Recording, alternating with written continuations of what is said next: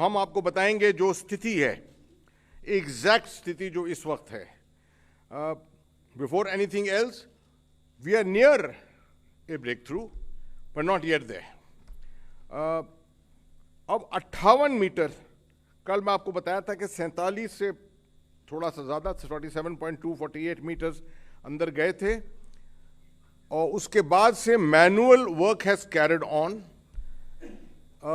जो मलबा निकल रहा था, मेटालिक मलबा, वो अभी भी उस आगे मिलता रहा हमको, उसको काटा गया है, कटर्स के साथ निकालते रहे। रात भर काम हुआ इसके ऊपर, और टीम्स जो हैं हमारे रैट माइनर्स एक्सपर्ट्स जो हैं, बड़ा मुश्किल काम जो कर रहे हैं, बड़ी एनक्लोज स्पेस में कर रहे हैं, और साथ में आर्मी इंजीनियर्स, ये सब मिलकर इन्होंने काम किया है। They have been able to take it to 58 meters, which is a phenomenal achievement, I would say. कि 10 मीटर मैनुअल 24 घंटे से कम में उन्होंने अचीव किया है। This is something almost like as if a machine has been working. और इसके बावजूद अभी हम 58 मीटर पे हैं। पाइप पीछे से पुश होता गया है with the help of the auger machine, the pressure of the auger machine, and we are hoping अंदर 2 मीटर तकरीबन लगेगा, और अंदर पुश जब होगा तब वी कुड से दैट आर पार हो गए हैं। ये खबर तो ज़रूर आई है, उसको मैं कंफर्म भी कर सकता हूं कि अंदर से उन्होंने कहा है कि आवाज़ें आ रही हैं काम होने की। जगह जहां पर तकरीबन ये छेद निकलेगा, जहां पर टनल निकलेगा, वो उसका अंदेशा लगाया जा सकता है अब अंदर से कुछ हद तक। तो ये सब बहुत पॉजिटिव खबरें हैं जो मैं आपको बता रहा हूं इस वक्त। मगर याद रखिए कि अभियान जब इस तरह का चलता है, जिसमें 400 घंटे से ज़्यादा हम इन्वॉल्व रहे हैं अभी तक, पूरे सेफ्टी प्रिकॉशन, आखिर तक सेफ्टी प्रिकॉशन जो है वो अपनाए जाएंगे। किसी चीज़ पर भी प्री मैच्योर कार्रवाई, प्री मैच्योर अनाउंसमेंट करना जो है वो गलत होगा। It be against all principles. तो इसलिए पूरे सेफ्टी प्रिकॉशन, आपको याद दिला दूं, अंदर 41 हैं, बाहर बहुत लोग हैं जो इसमें जुटे हुए हैं इस काम में। उनकी सेफ्टी और सिक्योरिटी जो है उतना ही महत्व रखती है जितना अंदर वालों की है। So we are not in any hurry, मगर हम अपनी पाबंदी के मुताबिक मीडिया से मिल रहे हैं। 4 सवा 4 बजे आपको बता रहे हैं ये कि ये स्थिति इस समय है। इसके ऊपर मैं ये भी बता दूं कि ये एफर्ट जो है, डिस्पाइट मेनी हर्डल्स, बहुत बाधाएं आई हैं इसमें। बिल्कुल जैसे एक अभियान के अंदर होता है कि अभियान में प्लान, ऑपरेशंस के अंदर प्लान बनाए जाते हैं, तजवीज़ें बनाई जाती हैं, मगर जब जैसे ही ऑपरेशन लॉन्च होता है वो तजवीज़ जो है वो नष्ट हो जाती है। उस तजवीज़ को दोबारा रिव्यू करना पड़ता है, और you have to keep remaking your plans. बिल्कुल वैसे ही हुआ है, वैसी स्थिति यहां हुई है। आप देखें, पूरे 5 ऑप्शन 6 ऑप्शन हो गए थे। कहीं कहीं सामान, कहीं कहीं मशीनें फंसी हुई थीं, उनको सुपर ह्यूमन एफर्ट लग रही थी यहां पर लाने के लिए। गवर्नमेंट का कोई ऐसा डिपार्टमेंट ही नहीं है जो शायद इसके अंदर जुटा नहीं था। बड़ी खुशी होती है जब कहते हैं कि ministry of health and family welfare, वहां से शुरू अगर करें, ministry of road transport and highways, which is been the core ministry involved in this whole thing. जब 12 तारीख को इसकी खबर आई तो सबसे पहला जो शायद हमने जो कम्युनिकेशन किया था वो रेलवे बोर्ड, क्योंकि सबको मालूम है कि रेलवेज के पास बहुत एक्सपर्टीज होती है, टनलिंग, इंफ्रास्ट्रक्चर डेवलपमेंट, जिस तरह का काम हो रहा है अभी कश्मीर के रेलवे के लिए to connect Jammu to Baramulla, उस तरह के काम में बड़ा उनका तजुर्बा है। तो the first thing was made to the railway board and to the railways to bring their expertise forward, and from there it started and different agencies have joined in from time to time. Indian air force का काम, NDRF का, जिसकी 2 team वहां पर लगातार काम कर रही हैं, all kinds of jobs that the NDRF has been involved with. Border Roads Organisation, जिन्होंने सड़कें अलग अलग किस्म जगह बनाई हैं जहां पर सामान लाने के लिए, बड़ी मशीनों को लाने के लिए ब्रॉडन किए हैं सड़कों को ब्रॉडन किया है। डिपार्टमेंट ऑफ टेलीकम्युनिकेशन, जिन्होंने आकर वहां पर पूरी कनेक्टिविटी, अभी तो आराम से हम बात कर रहे हैं, वहां से मीडिया बात कर रहे हैं, पूरा कनेक्टिविटी वहां से इंप्रूव की है। और राज्य सरकार को नहीं भूल सकते इसमें। राज्य सरकार, their involvement, SDMA, SDRF, Uttarakhand की एसडीआरएफ जो है बड़ी मानी हुई एसडीआरएफ है, it's been involved in many such disaster situations in the past.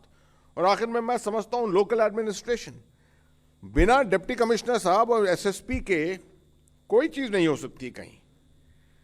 I think they have done a marvellous job, absolutely. मगर ये सब तब मुमकिन होता है when the directions from the top are absolutely clear cut. अगर directions हैं ऊपर से, अब ऑनरेबल प्राइम मिनिस्टर से, आप मानिए प्रधानमंत्री से देखिए, वहां से पीएमओ, प्रिंसिपल सेक्रेटरी खुद कल गए वहां पर, मुआयना किया पूरा, took stock of the situation, gave directions, additional resources की जरूरत थी उस पर डायरेक्शंस दिए, बात की, अंदर सबका मोराल और मोटिवेशन बढ़ाया वहां पर। All this has helped in making sure that जितनी रिसोर्सेज, जो बिखरी हुई रिसोर्सेज हैं, उन सबको एक साथ एकजुट करना और उसका इफेक्टिवनेस निकालना, उसका लाभ निकालना, that is the work of the leadership, and that is what exactly has been done here, along with of course the Ministry of Roads, Transport and Highways। General VK Singh साहब वहां खुद मौजूद हैं, ज्यादातर वक्त वहीं पर मौजूद थे। और यहां तक कि जहां पर भी एक्सपर्टीज भारत में है, जहां पर भी जो कोई ऑफर कर रहा था, उसको एक्सेप्ट किया, उनको एनेबल किया वहां जाने के लिए। बड़ी खुशी है, जनरल हरपाल सिंह, पुराने हमारे डायरेक्टर जनरल बॉर्डर रोड्स और इंजीनियर इन चीफ, जिनको बहुत तजुर्बा है टनलिंग का, उनको भेजा गया वहां पर, वो अभी भी वहां पर मौजूद हैं।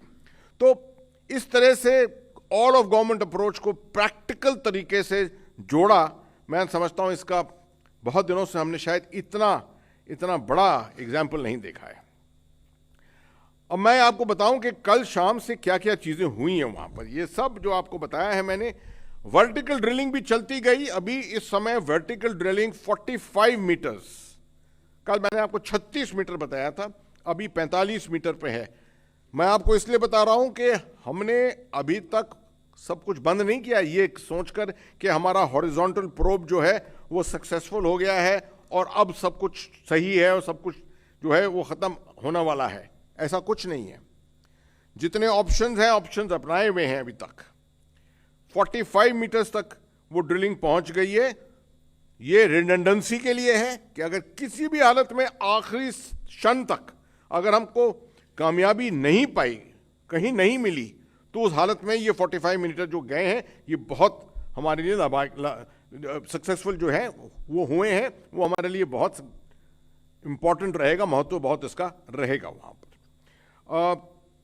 बाकी जो एफर्ट्स हैं पीछे से वो भी चल रही हैं, ब्लास्टिंग की भी चल रही है। तकरीबन 12 मीटर वहां पर अचीव हो गया है।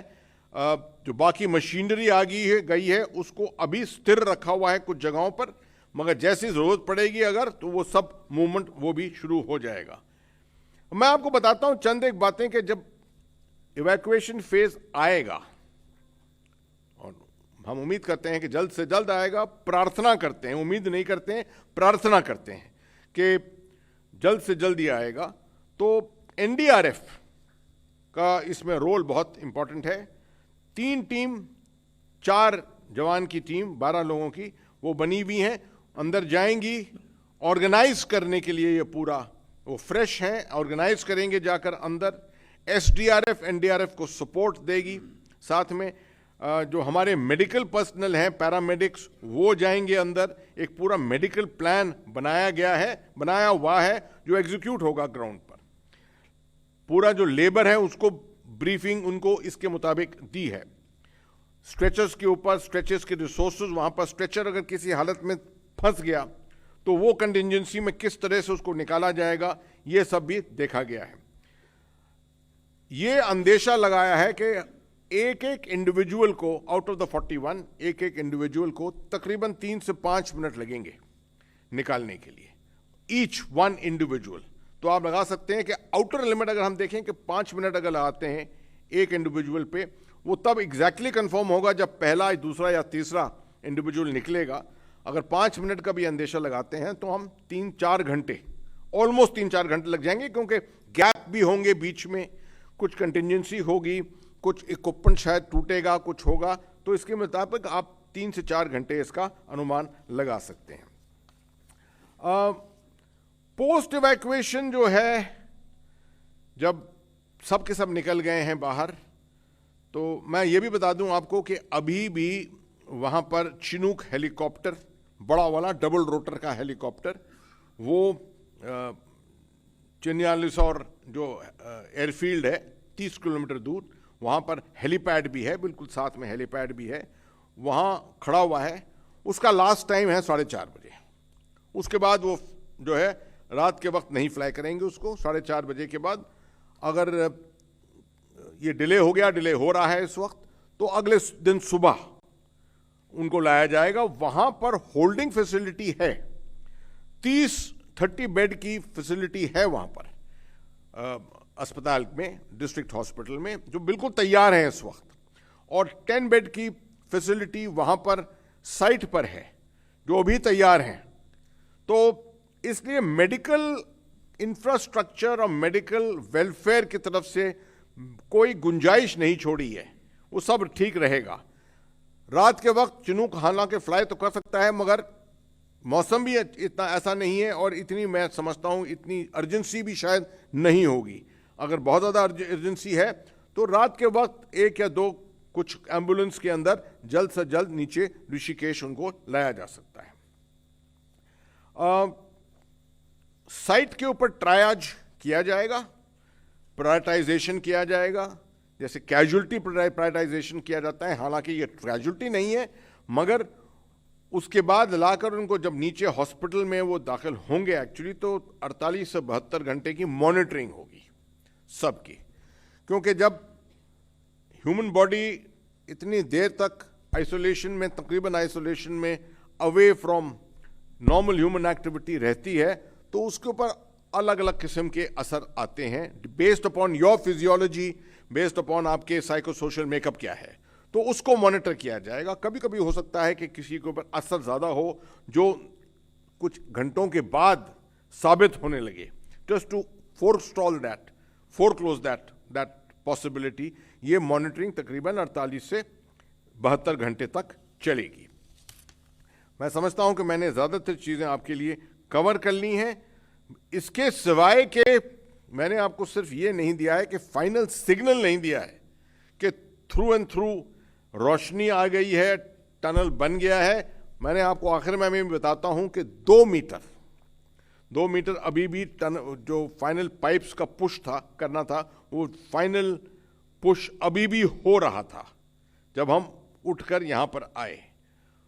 मैं समझता हूं कुछ वक्त लगेगा, अरसा लगेगा, इसके बाद भी शायद आपके पास खुद फ़ोन कॉल आने लगे, तो आप समझ सकते हैं कि थोड़ा सा हमको सबको इंतज़ार करना पड़ेगा।